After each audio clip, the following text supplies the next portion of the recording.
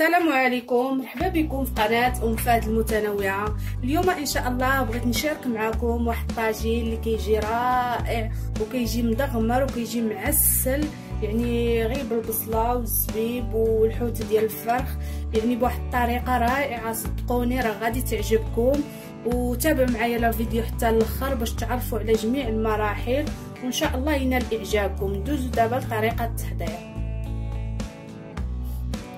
ندوزو دابا المكونات ديال الوصفه اللي غنحتاجو ان شاء الله اليوم. عندي هنايا نص كيلو ديال الفرخ اللي سبق ليا وغسلته مزيان كما كتشوفوا، درت ليه الخل وشويه ديال عصرت عليه الحامض.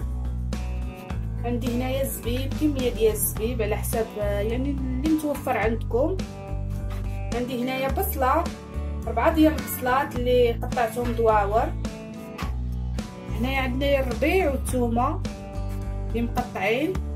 بالنسبه للتوابل عندي هنايا التحميره والسكينجبير، يعني بالنسبه للتوابل كيبقى على حسب يعني الرغبه، شحال غديروا، واش معلقه ولا معلقه كبيره ولا صغيره. عندي هنايا الملحه والبزار، هنايا عندي العطريه ديال الحوت، وعندي زيت نباتيه. نبداو دابا على بركه الله.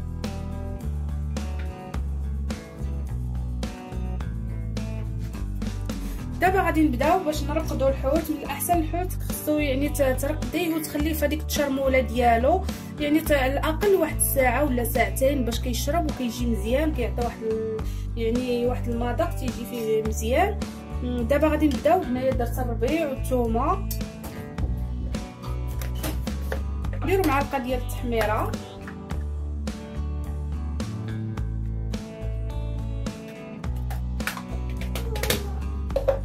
سكينجبير،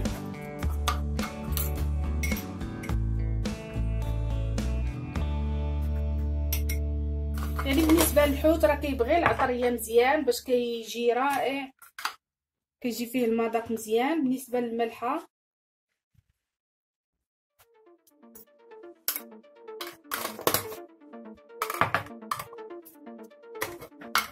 بزار،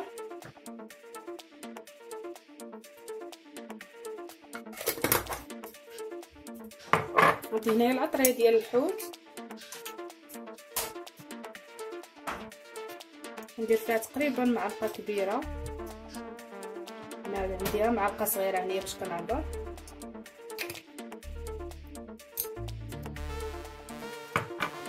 عندي الزيت، بالنسبه للزيت راه على حساب يعني تقريبا واحد 2 معالق حتى 3 كافيين. غادي نزيد واحد نص حامضه اللي غادي نعصروها. بالنسبه للحامض راه كيجي فيه رائع، صدقوني هاد يعني هاد الطاجين راه كيجي رائع.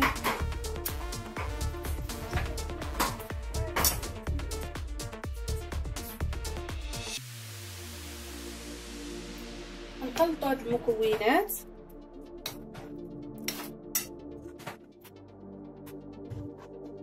دابا غادي نبداو نشرملو الحوت، نديرو في هذيك التشرموله وكنخليه واحد شويه يعني حتى كيشرب هذيك التشرموله مزيان، عاد كنديرو في الطاجين.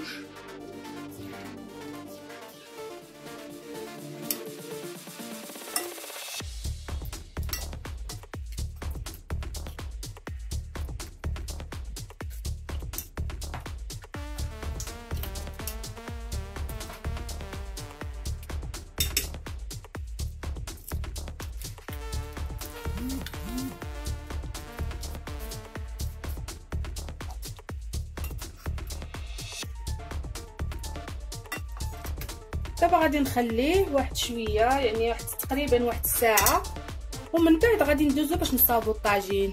بقاو معايا حتى الاخر. كما كيبان لكم هذا هو الطاجين انا اللي غادي ندير، يعني على حساب صغير على حساب القد ديال العائله ديالي. بالنسبه لكم نتوما راه تبارك الله راكم عارفين كديروا على حساب كل واحد عينو ميزانو. من بعد ما يعني خليت الحوت تقريبا واحد الساعه كما كيبان لكم حتى شرب هذيك العطريه مزيان. دابا هنايا فرشت البصله. بالنسبه للبصله راه كديروها بزايد كما كيبان لكم. انا راه درت هنا 4 ديال البصلات كبار.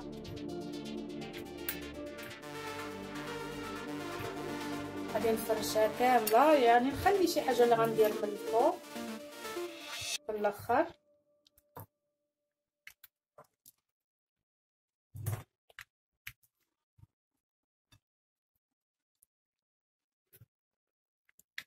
دابا بعد ما فرشت يعني البصله كامله، دابا غادي نبداو بسم الله.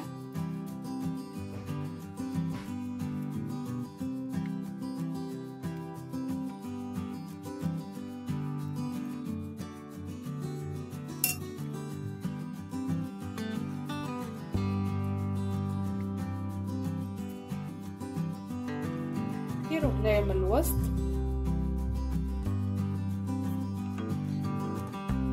نزيدو دابا هاد البصله اللي خلينا. دابا غادي نديرو هذيك البصله اللي بقات لينا، نفرشوها كامله فوق منه.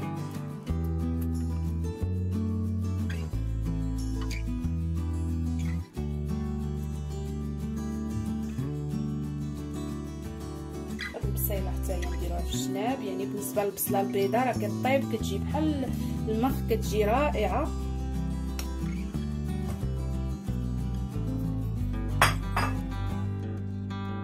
دابا غادي نزيدو الزبيب اللي سبق ليا رطبته في الماء.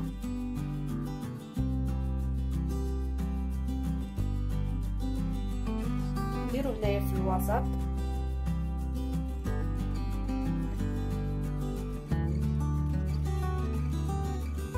باش كيعطي واحد المنظر مزيان. وكذلك يعني حتى في المريقه راه كتجي معسله وكتجي مزيانه.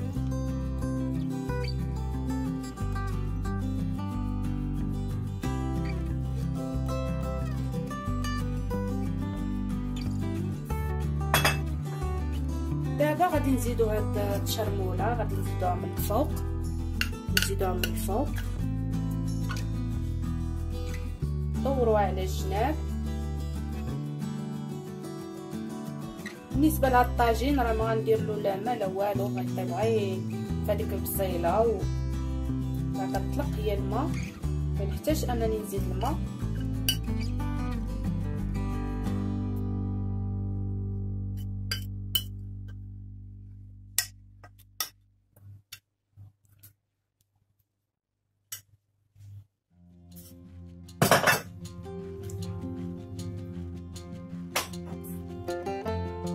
غادي نزيدو كذلك اضافه هاد الحامض، الدواور ديال الحامض. دابا غادي نشعل عليه النار اللي تكون مهيله، غادي نخليه يطيب. بالنسبه للطاجين احسن حاجه هي تشعلي له النار تكون مهيله وتخليه كيطيب على خاطرو.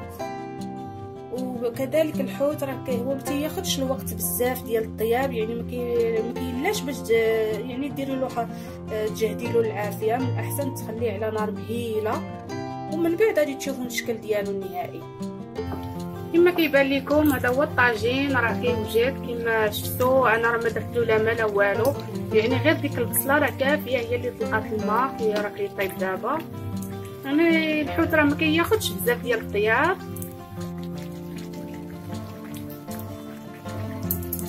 تابعوا لا فيديو حتى الاخر باش تعرفوا، باش تكتشفوا الشكل النهائي وكيفاش يعني الطريقه باش غادي نقدموه. كما كيبان لكم بعد ما يعني المريقه راه اختارت شويه، يعني ما بقاش المرقه بزاف. وكما كتشوفوا الزبيب راه طاب، راه ولا زبده وكيبقى في نفس الوقت يعني في المكان ديالو، كيعطي واحد المنظر. بالنسبه لي انا كاضافه غادي نزيد العسل. يعني بالنسبه للعسل الحلاوه مع الملوحيه راه كيعطي واحد اللون زوين وكيجي رائع، وكيخلي ديك المريقه كتغمر وكتجي زوينه المذاق. غادي نفرق هاد العسل بحال هكا، راه كيجي رائع صدقوني.